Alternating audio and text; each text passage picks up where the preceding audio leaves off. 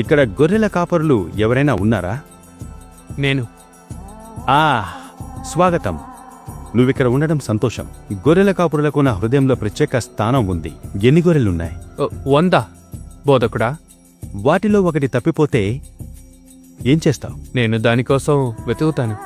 అంతేగా? మరి 99 సంగతేంటి? నేను వాటిని విడిచిపెట్టాలి. నేను ఒక గొర్రెని పోగొట్టుకోలేను. నువ్వు దాన్ని కనుగొంటే నేను దాన్ని నా భుజాల మీద వేసుకుని ఇంటికి తీసుకొస్తాను. బహుశా ఒక చిన్న నాట్యం చేస్తాను. నీ గురించి ఆందోళన చెందిన నీ స్నేహితులకు నువ్వేం చెప్తావు? నాతో సంతోషించండి, తప్పిపోయిన నా గొర్రె దొరికింది.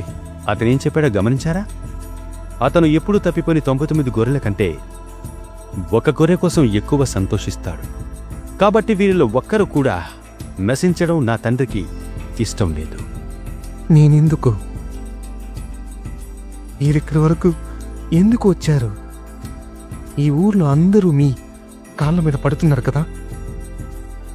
ఒక గొర్రెల కాపరి దారి తప్పిన ఒక గొర్రెను బతకడానికి పర్వతం మీద 99 వదిలివేస్తాడు. నీకేం కావాలి? నా మాటలేందు విశ్వసించు.